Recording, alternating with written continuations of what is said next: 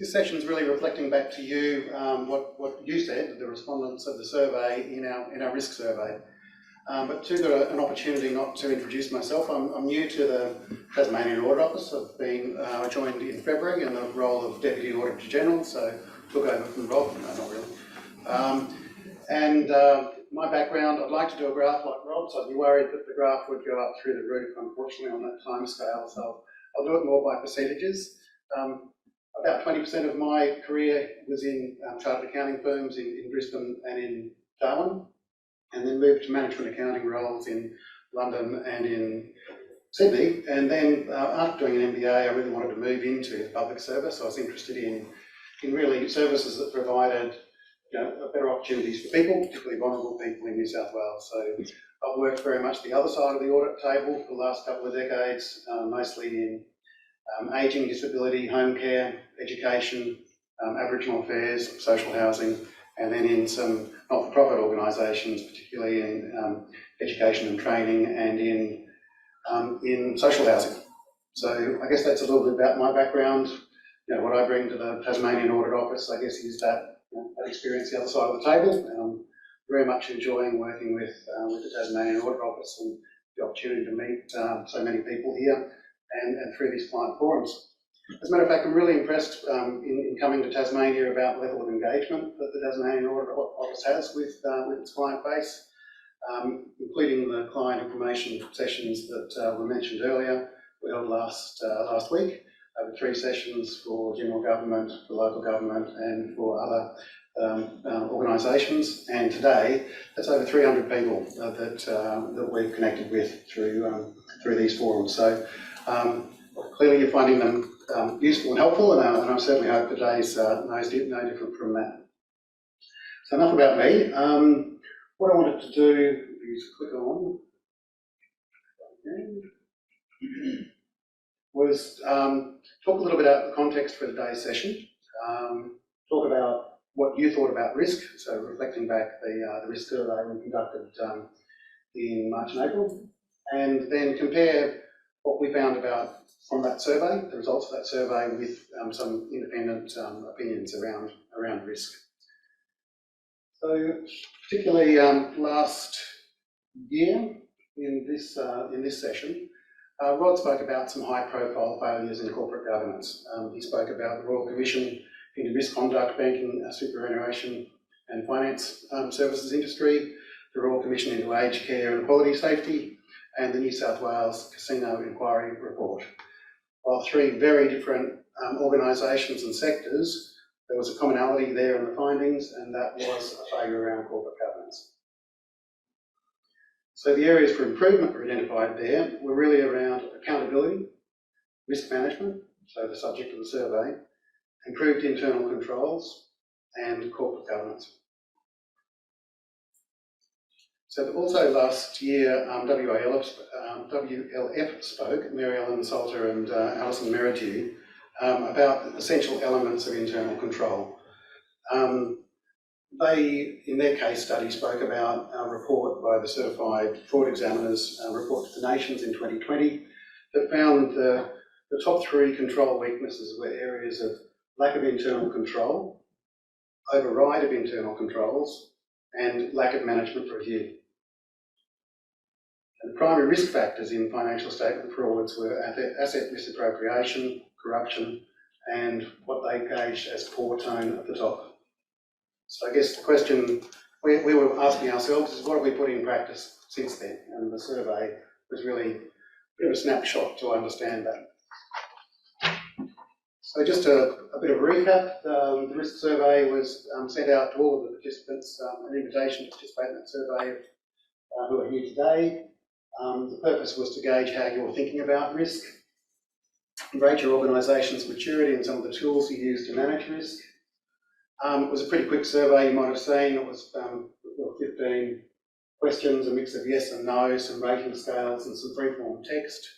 We also asked you to identify the organisation and role, whether you're on an audit committee chair, or in the management structure of an organisation, just so we could dig a little bit deeper and see if there are any insights in differences of how things are being thought about within your organisations. So this was the response rate, firstly. We had 54 respondents from 41 entities. The representation across the different sectors is listed there, which gave us pretty much enough to have a bit of a dig around. Usual caveats around the surveys. This is self-reporting. The survey, as you saw, was a fairly quick survey. So I guess, in looking at this, the results of this survey, we felt there's probably some more conversation starters or think pieces. What could we do with this information rather than being an authoritative study of the area of risk in Tasmanian state sector. So into the survey. That's enough of the entree.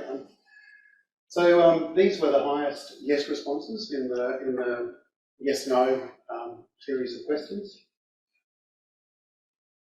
Let's have a look at those for a second. So they're good things. We're identifying risks. We're rating them. We're tracking risk treatments. We're linking that to internal audit activity. We've got an internal audit function in some cases not. We were interested then to dig a bit deeper and see, is there any difference by sector or by role, whether you're on an audit committee or within the management structure of an organisation? So digging down into some of the questions there, and these were in a select set of the lowest yes responses, if you like. So adopting the 3 lines of defence model, 63% of organisations, I should say respondents. Having a dedicated risk management specialist in your organisation, just over half. And perhaps the lowest response of all was the respondents that in their organisations prepared an assurance map, and that was about 42%. So then, looking at that in those 3 graphs on the right-hand side of that screen, that's by sector. And we've taken this drill-down approach with some of the other graphs. I might just take a minute to just orientate us to how we're depicting that in these graphs. But if you can't see it, the general government sector is the blue bar, the left-hand one there. The local government's the green bar on the right-hand side, and other organisations, so the FNCs and GBs, SOCs and the like are in the middle there. So using a 3-line of defence model, you look at general government sector and the other sector, it's fairly high, less so in local government. Similarly with dedicated risk SME, reasonably high in the general government and other sector, lower in local government. That could reflect the resources available in local government organisations, particularly some of the smaller rural councils. And then the assurance map. This is where we're seeing sort of quite a difference. So yeah, almost 2/3 in the other sector, in GPs and SOCs. That might be reflecting the nature of the business in those organisations, and quite a low number of respondents reported that an assurance map was being used in local government. So we thought it might be useful just to say, what is an assurance map? There's a lot of material out there. This is from the Chartered Institute in England and Wales. So it's in your packs if you get a chance to look at the detail there, but the way that's working is it's different from a risk rating, where you're looking at the likelihood and impact of a risk. It's really looking at what controls you have over managing that risk and how sure you can be that those controls are working the way you think they might be. So it's a particularly good tool at board level or at the Audit Risk Committee level. So the left-hand side there lists a number of either reporting areas or risk areas, and then across the top, the first line, second line, third line of defence model. First line being that you have a control framework and that the management review is looking at that control framework, ensuring it's in place. Second line being doing a little bit independent from that, the board review, or getting group legal involved in that, making sure those controls are in place and working as you think they are. Third line might be internal audit, doing some specific reviews of those controls and ensuring those controls are working as you think you are. And then the fourth line, an independent view, so external assurance over that, whether there's external auditors or other third parties assessing those controls and checking whether they're working, as I say, the way you think they might be. So on with some other survey responses. We asked whether you're utilising any risk management technology or any specific applications to assist. And we also asked whether you're separately identifying and prioritising financial reporting risks. So the responses there, the first question, overall 42%. Then if we look at, in this case, we're separating that by role. The left-hand bar is those who are on audit committees or audit committee chairs. The right-hand one is those who are in the management of those organisations. And what struck out a little bit for us there was the difference of views. Now, I must say, not necessarily, these respondents weren't necessarily in the same organisations, so we didn't really dig down to that level. This is in gross numbers of respondents. But it highlighted to us that in the first case about risk management technology, it seemed that the audit committees felt that there was less being used than the management structures did, and vice versa in the separately identifying financial risks. The audit committees felt that was happening more often than in the management structure of the organisations.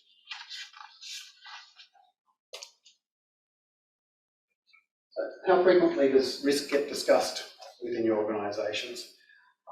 Not just discussed, but formally on an agenda and being analysed at board or at management level. So there's the responses. So I guess at least monthly, we're getting about 2/3. If we go quarterly, that's about 95%.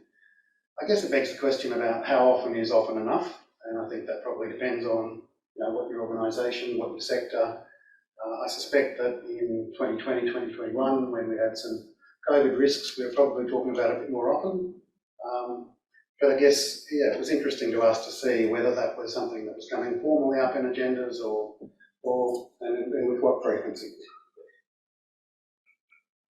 Question 5 is, how confident are you that your risk management is aligned to your organisation's objectives and goals? This is an interesting one. I guess if you flip it around, almost half of us are not reasonably confident that it is aligned. And we thought that was an interesting result. We thought that might be worth further conversation when you're next talking about risk, either weekly or daily or monthly, whatever you are in your organisations. Interestingly, on that, you might see that there's no completely confident. That was actually one of the responses, but there were no respondents who said that they were completely confident that alignment was there. Also, self-reporting, an interesting view. So we broke that one down a little bit more. We thought it might be interesting to see whether there's a difference. And once again, by sector on the left-hand side there, and by role, there are some differences. Interesting that the audit committee chairs and members feel more confident about that alignment, at least in gross number of respondents, than the management teams.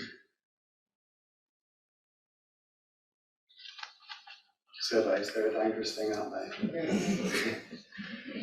So we asked another question, which is, how confident are you?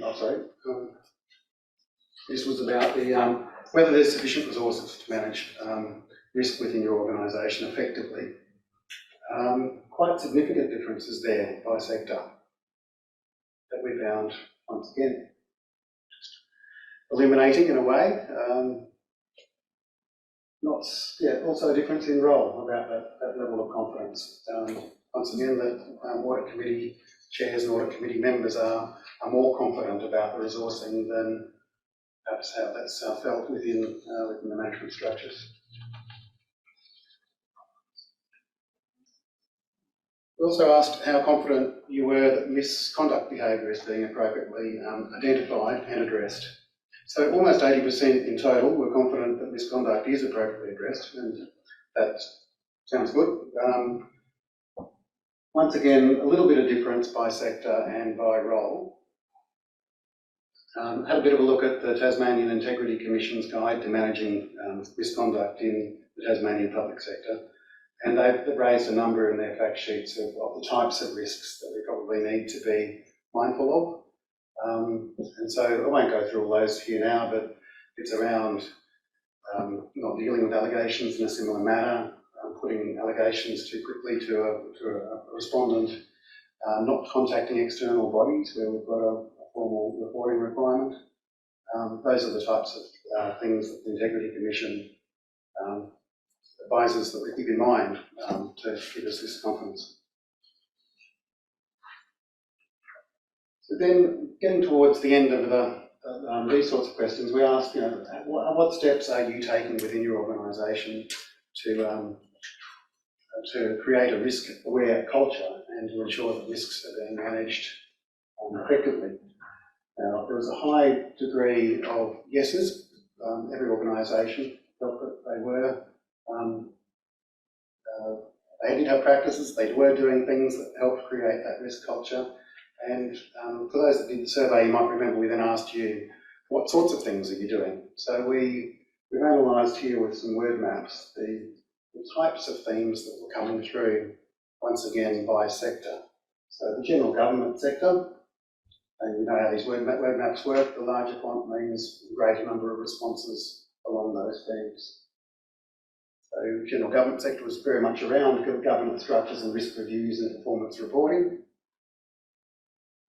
Second to take that in.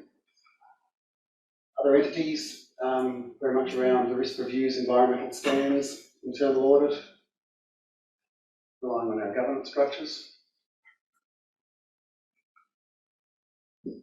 And then local government, that was a set of responses that were coming up most often.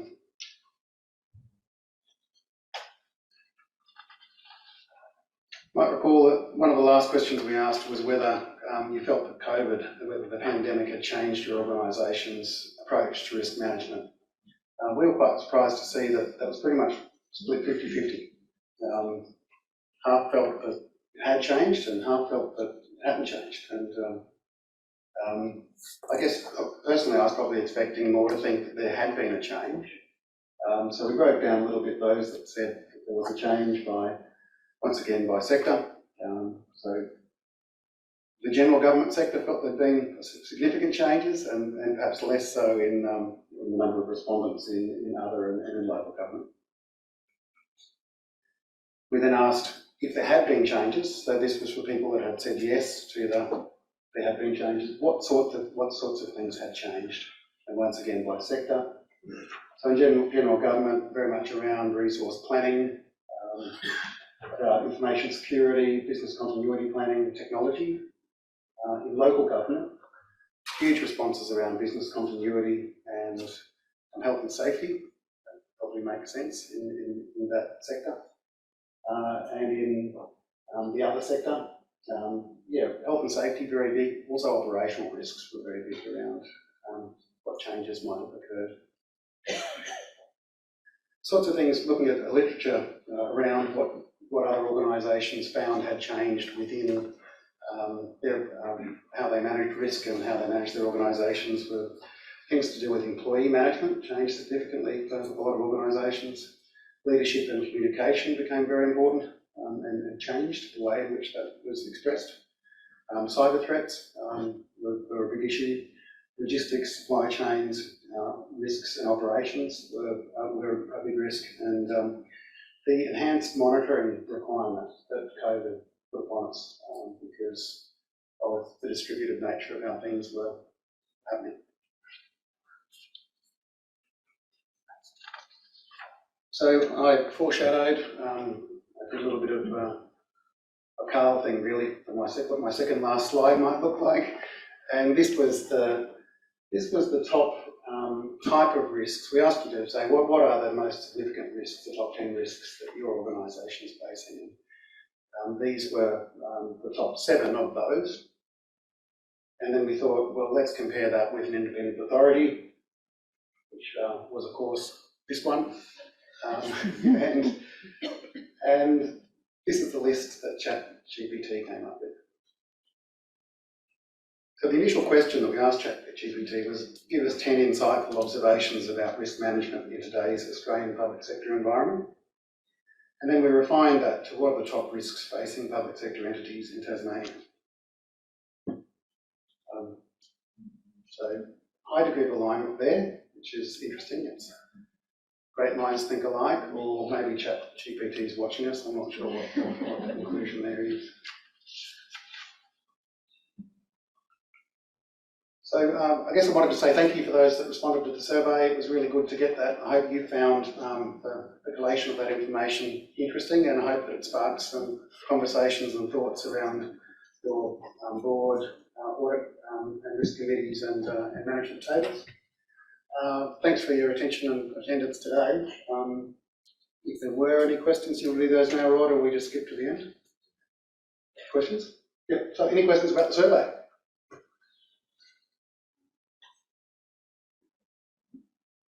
Speaks for itself. Okay.